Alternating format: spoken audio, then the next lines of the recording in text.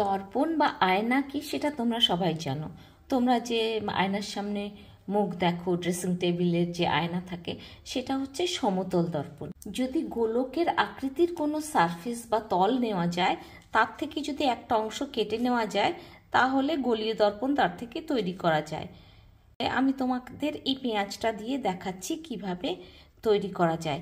এটাও একটা গোলক ধরে নিতে পারো, এর একটা অংশ আমরা কেটে নিয়ে দেখাচ্ছি। দেখো, এখান থেকে আমি একটা অংশ যদি কেটে নিলাম, এটা যদি ফাঁপা হয়, গোলকটা যদি ফাঁপা হয়, তাহলে এগুলো আমি বাদ দিয়ে দিলাম, ভেতর থেকে বাদ দিয়ে দিলাম। দিলে দেখো এখন কি থাকছে, এই দেখো সারফেসটা বা তলটা পাবে তুমি এরকম এক বাটির মতো, একদিকটা ভেতরে ঢোকানো বাটির মতো, আর এক দিকটা বাটি উল্টো করলে যেমন হয় তেমনি। তাহলে আমরা কি দেখলাম, যদি কোনো প্রতিফলক একটা গোলকের অংশ হয়, তখন তাকে আমরা বলবো গোলীয় প্রতিফলক বা গোলীয় দর্পণ। এইটা যেমন গোলীয় দর্পণ হিসেবে ইউজ করা যায়। এটা এই গোলকটার অংশ, এই গোটা গোলকটার একটা অংশ, এই গোলকের অংশ। এটা এই ওপরটাকে যদি আমরা পালিশ করে প্রতিফলক হিসেবে ব্যবহার করি, তাহলে এটা উত্তল দর্পণ, এবং এই দিকটা যদি পালিশ করে প্রতিফলক হিসেবে ব্যবহার করি, তখন এটা হবে অবতল দর্পণ। এবার আমরা গোলীয় দর্পণের কতগুলি ইম্পর্টেন্ট টার্ম নিয়ে আলোচনা করব। 1 নম্বর টার্ম হচ্ছে মধ্যবিন্দু বা মেরু। মধ্যবিন্দু বা মেরু কাকে বলছে? এই যে গোলীয় দর্পণ উত্তল হোক বা অবতল হোক, এর মাঝখানে যে বিন্দু, ঠিক এর মাঝখানে যে বিন্দু, এটাকে বলছে মধ্যবিন্দু। এটা হচ্ছে মধ্যবিন্দু। তুমি যদি এই দিক থেকে দেখো, এর ঠিক মাঝখানের বিন্দু, এটা হচ্ছে মধ্যবিন্দু। অর্থাৎ তুমি যদি এইভাবে আঁকো, তাহলে এইখানটায় মধ্যবিন্দু পাবে, আর যদি এইভাবে আঁকো, এইখানটায় পাবে মধ্যবিন্দু। নেক্সট আসছি বক্রতা কেন্দ্র। বক্রতা কেন্দ্র কি? বক্রতা কেন্দ্র হচ্ছে গোলীয় দর্পণ যে গোলকের অংশ, সেই গোলকের কেন্দ্রটা হচ্ছে বক্রতা কেন্দ্র। এইটা গোলীয় দর্পণ যদি ধরো, তাহলে এটা হচ্ছে এই বড় বৃত্তটার একটা, বৃত্ত বলবো না, গোলকের অংশ। এই গোলকের ঠিক মাঝখানে যে কেন্দ্র আছে, সেই কেন্দ্রটা হচ্ছে বক্রতা কেন্দ্র। অর্থাৎ এইটা যদি একটা গোলীয় দর্পণ হয়, সেই দর্পণের বাকি অংশ, এটা একটা হচ্ছে এই গোলকের অংশ, এই গোলকের কেন্দ্রটাকে বলবো বক্রতা কেন্দ্র বা সেন্টার অফ কার্ভেচার।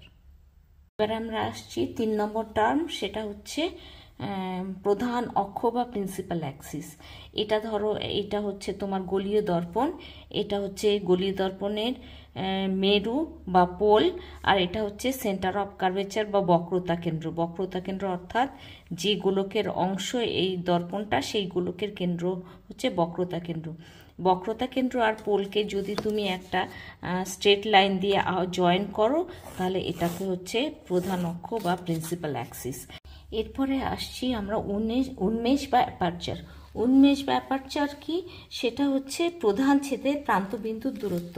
এইটা যদি তুমি গোলীয় দর্পণ ভাবো, এর যে প্রধান ছেদ হলো, এটাকে যদি তুমি একটা বৃত্ত বলে ধরে নাও, বৃত্ত ধরে নাও, সেই বৃত্তের যা ব্যাস, সেটা হচ্ছে তোমার অ্যাপারচার বা উন্মেষ। এবার আসছি আর একটা টার্ম, মুখ্য ফোকাস বা প্রিন্সিপাল ফোকাস। সেটা কি?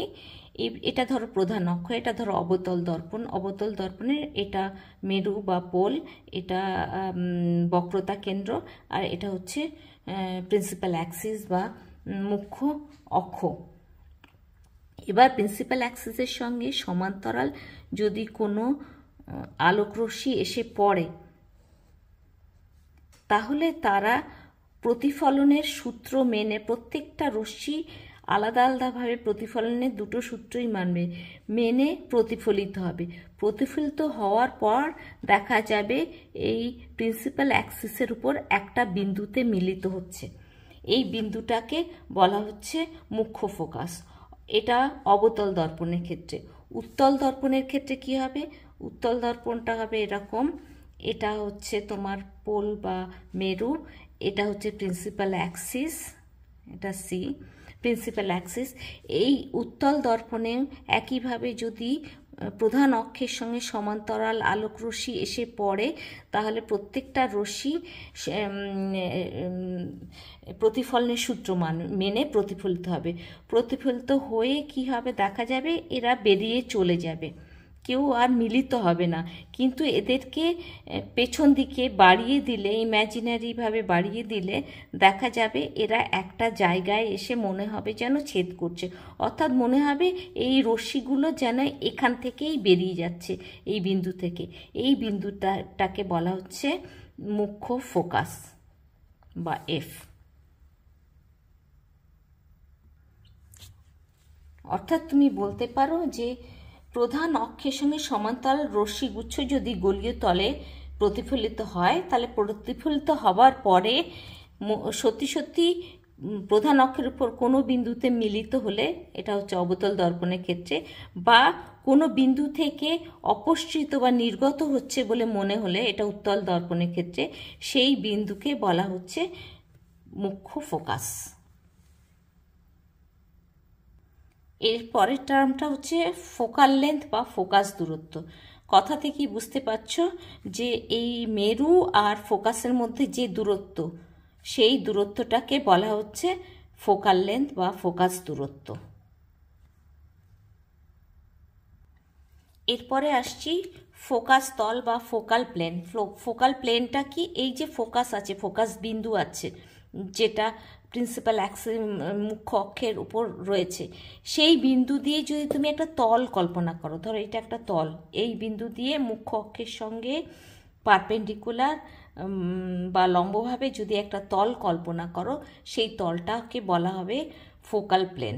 এখানে বা এখানে এভাবে যে তলটা যাচ্ছে, এই তলটাকে বলা হবে ফোকাল প্লেন। তাহলে এই কতগুলো গুরুত্বপূর্ণ পদ বা টার্মসের সংজ্ঞা তোমরা ভালো করে জেনে রেখো।